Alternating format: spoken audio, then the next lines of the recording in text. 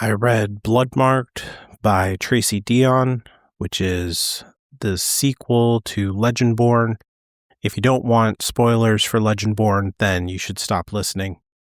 I haven't read this book before, and I haven't read the third book in the series, and so my thoughts on the themes and the analysis and stuff is all based on my reaction to the first reading. So this book takes up right where the previous book left off, like moments after. Bree has drawn Excalibur and she's taking control of the Order, but her boyfriend Nick, who is the heir to Lancelot, has been kidnapped. And for the rest of the book, we don't really see Nick. I thought this book would be about like rescuing Nick or something like that, but it's really about internal conflict for Bree and her relationship to leading the Order. Basically, the Order, as she has experienced it so far, has been just like one small chapter house in a much larger organization.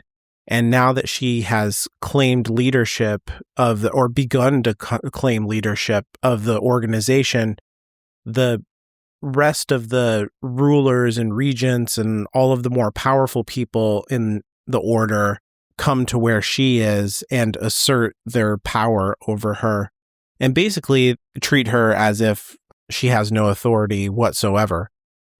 At the same time, Bree can hear Arthur in her thoughts and can feel him in her body.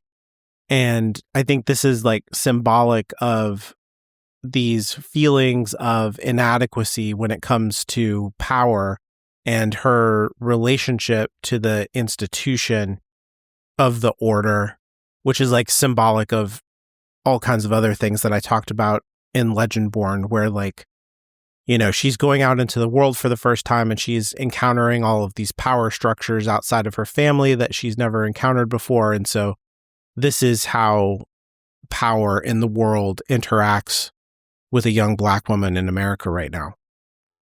Basically, Bree feels like she is not good enough to take her place at the head of the organization, even though obviously she is the only person who can do it.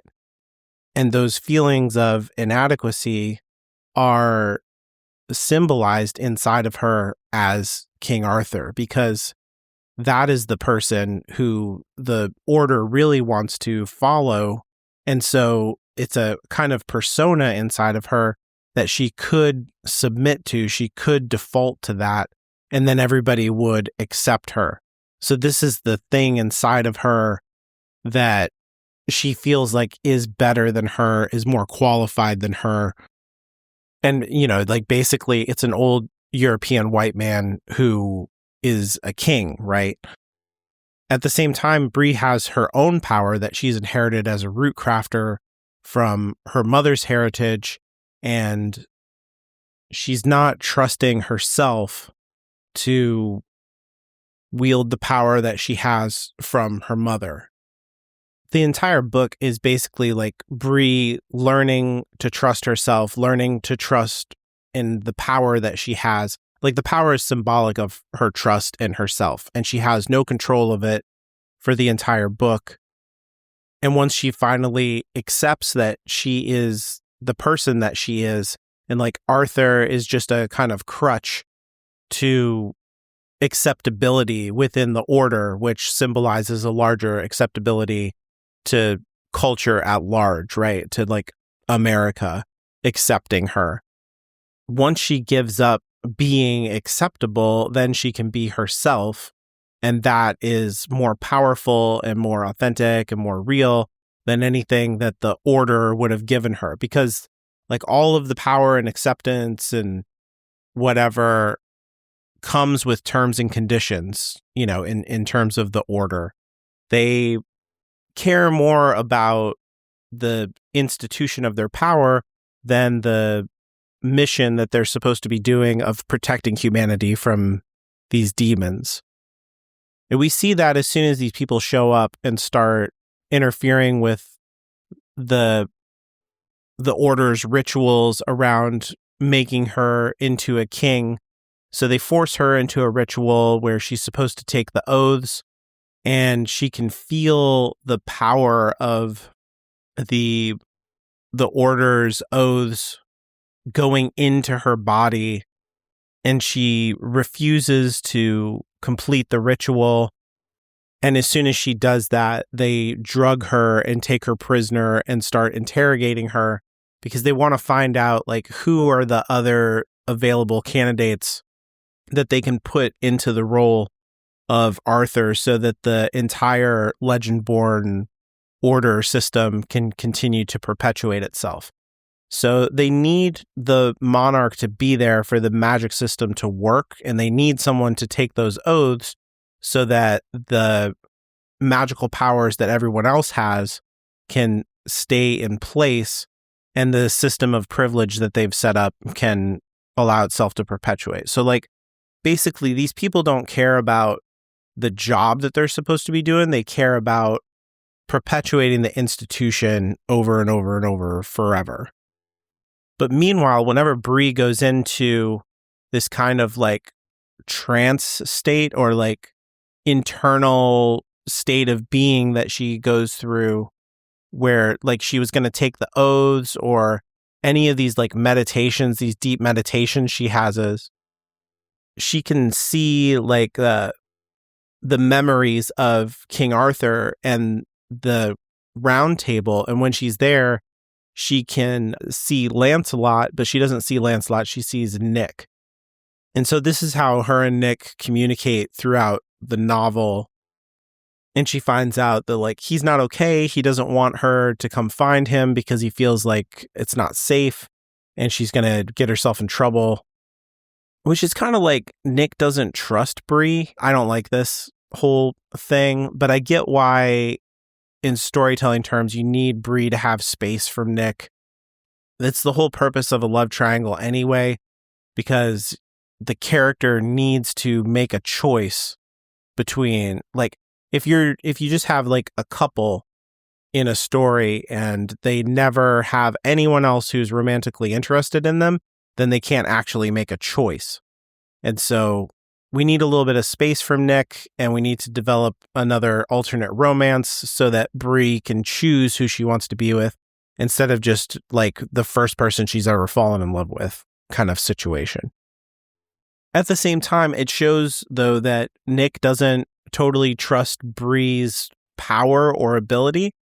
While he wants to protect her, he doesn't think that she has what it takes to get the job done. Or at least that's how it seems to me. And early on here, we meet a new character in the story, Erebus, who is kind of like an even more powerful Merlin than Selwyn, and is the one who trained and developed Selwyn in the first place. And to me, he kind of represents like everything about the order that makes it dysfunctional, right? Like its stated purpose is to protect people from the demon invasion, protect regular people from this magical world that they have no awareness of. But in reality, the thing that they care about is power, staying in power, and they will summon more demons if that's what it takes to stay in power. They will enslave people, they will like whatever it takes. And that is what Erebus is all about. So he's the guy who is like making sure that she stays drugged. They're giving her stuff that keeps her from being in touch with her magical powers.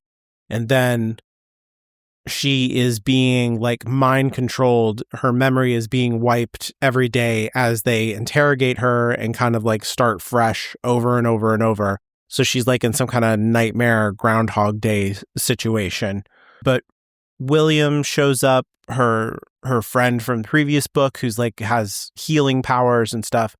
And then there's like a prison break with the parts of the like the knights in the order who are still loyal to her, the ones who were down there in the cave and saw her draw Excalibur. Because at this point in the story, the order is still pretending like Nick is the actual heir. And like, everything's fine, don't worry, like, everything's cool. they're not telling the truth about who Bree is. And so these knights know that like something is wrong because they understand that she is King Arthur. And so they're like gonna get her out of the situation. So they jailbreak her, get her to a safe house. And at the same time, they've also gotten Selwyn free, who is in like a bad situation. And again, like Selwyn is, I talked about this in the previous book, kind of a mirror to Bree. And so like he has this liminal existence where he's like part demon, part human. He doesn't fit in either of the worlds. He is bound by oaths to the order. And so he has to do whatever it is that they need in order to retain his humanity. But the only value that he has to the order is his demonic powers. And so like his entire relationship with the order is about exploitation, and all he can achieve is like the bare minimum of survival. And now that like things have turned sideways with the reveal that Nick is descended from Lancelot and not Arthur, Selwyn is far less valuable to the order because his oaths are all about protecting Nick. And then they themselves have taken Nick into, like, he's a prisoner. And so, like, the order itself is putting Selwyn in a position where he would have to fight against the order to fulfill his oaths, which, like, his oaths are to protect the order. And so, like, he's in a no-win situation that's going to make him go crazy and turn demonic. For that reason, he is kind of like disguising himself using his magic to look normal, but actually he looks way more demonic. But he doesn't want to appear that way to Bree, and so he is like mind controlling her to control like how she perceives him. And then later she's going to get really mad about this when she finds out the truth that he was like lying to her the whole time. But when they go to the safe house, they get attacked by demons who are basically like kind of bounty hunters. And they talk about like there's this demon out there that really wants Bree, is willing to pay anything for it, and any humans who have power. And it reminds her of other memories and visions that she's had of her ancestors while she's communing with them about this demon called the Hunter who's been after them. And so they have to leave the safe house, it's like not safe, and go out and find more information about this, where they go to a bar in the middle of nowhere that's actually like a bar for magical creatures, like all of the magical people in the world. And so this is like a thing that happens in urban fantasy all the time. You find out there's like a market or like some kind of hangout that is not like officially part of the good group or the bad group, just like regular people go here, right? This place is a lot of fun. This is probably my favorite part of the book, where they meet Valak, who runs this place, and he is like the guy who invented the blues, and he's like the guy that you make deals with at the crossroads. And they find out about demon deal making and the ways that it's related to kind of the oaths that happen in the Bloodcraft, the way that the order operates, but also like how many humans are out there just trying to make deals with various demons to achieve, like, take shortcuts to their goals, and the high price that is involved in this kind of thing.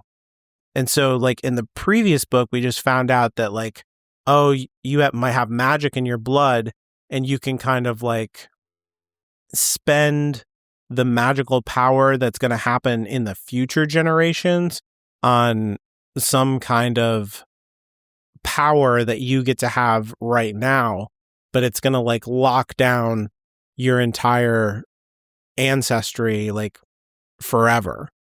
And that was kind of the way that magic was supposed to work. But we find out in this book, that's not everything that's happening.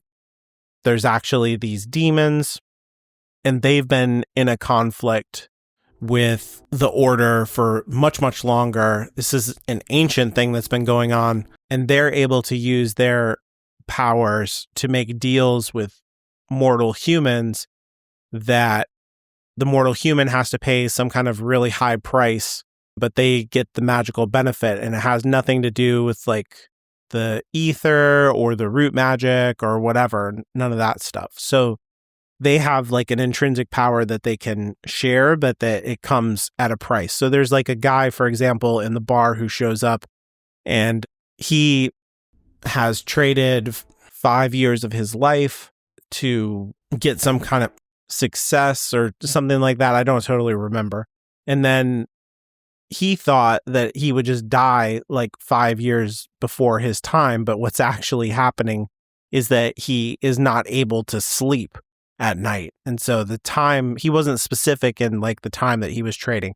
So this is like when people make a wish with a genie or something, and then the cost of it, the monkey's paw bargain, is like something that they didn't anticipate. And that's kind of how the demon magic works. And this is like an important idea for the book to understand what's really going on in the conflict between the Order and the Root Crafters and Bree's heritage. It's all mixed up together. And these are the conditions of power in the world, right? You have like the structural institution of the Order over here, and then you have these like demons who are out here making deals that have to do with like personal sacrifice and shortcuts to this is like a person who still doesn't trust themselves, right? Like Bree does not trust herself. This guy doesn't trust that he can achieve his goals on his own. He needs some kind of shortcut. And so he's going to lean on the power of these demons, but he doesn't understand the cost that's happening. And the cost is not just like, oh, I can't sleep at night. The cost is you didn't cultivate who you really are. You don't really trust yourself as the person that you are to be capable of achieving the things that you want to achieve. And so you're never actually going to own that power, that success, because you didn't actually achieve it yourself. And so the world is constructed in a way where it's a choice between, are you going to go with yourself, or are you going to cede your power and your identity to the institutions and deal makers in the world that are going to like provide you with everything that you think you want? So like going to this bar doesn't really solve much for them other than they find out more about this stuff. They get Selwyn back up to 100% power basically. And this is when Bree finds out about that Sel has been lying to her about his appearance, but they patch that back up, and her and Selwyn strike up more of a romantic relationship, which I prefer Selwyn to Nick, but I guess we'll see how it shakes out in the third book.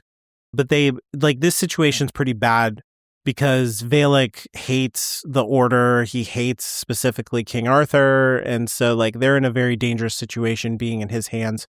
So they have to get out of here. And Alice is the one who's actually able to get them out, Bree's best friend from the previous book. And she's kind of like joined this whole thing. Bree was trying to keep her out of it and safe, but Alice was part of the jailbreak thing. And now she gets them out of this situation too. And so they manage to get out of the bar and they go to a place called Volition, which is like kind of like a constructed purgatory for ancestors in the Rootcraft who were slaves when they died. And the practitioners of Rootcraft are kind of helping them to let go of their trauma and pain and fade away more naturally, or it seems to me like that's what's going on there. But in any case, it's like protected by the power of these ancestors while they kind of work out their problems. And it's a place that Erebus can't enter. or any of the other demons and all the other factions. And so Bree wants to, like, the whole reason they went to the bar was because she wanted to, like, learn how to use her power on purpose. Every time that she pops off, it's because she's, like, in danger and her instincts kick in. But she wants to learn how to just do it whenever she needs it, the way that the people in the order are able to, like, create weapons or armor on command. She can't do that with her rootcraft fire. And so they hope by going to Volition and having all these root crafters there, there'll be a teacher who can show her how to do it. But the order shows up in massive numbers, and, like, Bree decides to let Arthur off the chain inside of her.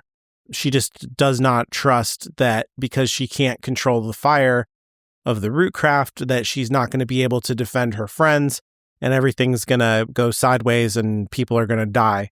And so she lets Arthur take control of her body and go out there and fight, and he is awesome, but refuses to give her body back and just takes her over and throws her down into the space that he's been inhabiting ever since he made the Oath Pact, this kind of, like, set of memories of being at the round table with all of his friends, like, kind of like having a party, a celebration or something. And that's where her consciousness lives. And so this is, like, earlier in the story, she's taken prisoner by the Order, and this is like a repetition of the same idea. By giving up her power and identity and, like, not trusting herself to the point where she, like, cedes her authority to this persona inside of her. She's, like, just pretending to do the thing that everybody wants her to do. That's what Arthur represents. By giving that up, she has entered into another kind of prison. This prison is internal. It's in her mind and her spirit. And just like how she had to be jailbroken out of the situation by her friends, Selwyn and Nick have to enter into the memory, the way that she's been communicating with Nick as Lancelot. Selwyn is able to come in through Merlin, and they help her to reemerge into her body. But the cost for Sel is, like, really, really high. It seems to destroy most of his humanity because this goes against all of his oaths. And so it's, like, corrosive to his existence. And when she comes back up, she confronts Erebus, and who, you know, works for the Order and is a Merlin, but she has kind of put it all together that he is the guy who, like, when she was inside Arthur and seeing his memories, she saw the moment where they sealed away this, like, king of the demons, and how there's, like, this whole other separate magical society, and they had devoted themselves to fighting against it and had sealed it away into its own kingdom, or so they thought, and so it can't affect humanity anymore. But the truth is, it just seems like they made permanent enemies. Like, they can't come through and be in a physical way anymore. But the demon culture has persisted, obviously, because, like, there was the whole thing at the bar and all of that and all the deals that have been made over time. So they didn't really solve anything, and they didn't really understand what they were doing, it seems to me. But in any case, the king of the demons wants revenge, obviously, for, you know, and he's never died, just like Arthur. He has managed to persist. And he has actually disguised himself and entered into the organization as a Merlin. And so Erebus is the king, if I understand what's going on right. And so he's been manipulating everything. And, like, he made a deal with Bree's ancestor. That's where her powers come from, is from the Demon Pact. which nobody really understood that was what was happening. And that's why the book is called Bloodmarked, because, that's how the oath works. So like Bree is the instrument of the king's revenge, basically, is what you find out, that like he has a control over her power, which is also the line of Arthur's power, and he's going to break the order using her. That seems to be the plan, and this is the revelation that comes at the end of the book. And so like everything that we thought we understood and like is turned on its head, that like her power is not a good thing.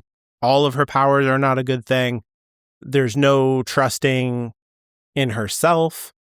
And so like it's a very kind of dark turn to the story, which is, typical for the middle part of a trilogy. Bree decides to turn it all around, and she's going to make a deal with him now that she's learned about how to make deals.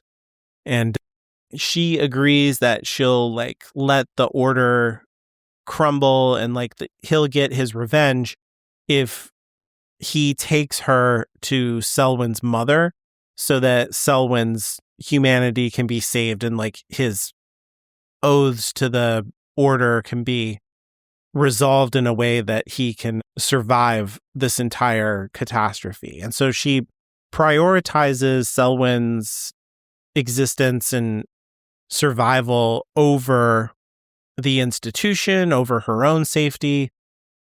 And she gambles everything on understanding what the cost of making a deal with the king of the demons is going to entail. And so we like start the book thinking that the whole thing is going to be about saving Nick, but it ends up being about saving Selwyn. And so it feels like she's really made a choice between the two boys by the end of the book here. But we go into the third book and I have no idea what's going to happen. So maybe it'll all turn around, or I don't know. But it seems pretty bad for the order. It seems pretty bad for Bree. Nick seems lost, and Selwyn is hanging on by a thread. So like very dramatic way to end the story. And I'll probably pick up the third book sometime next month and see how the whole thing turns out.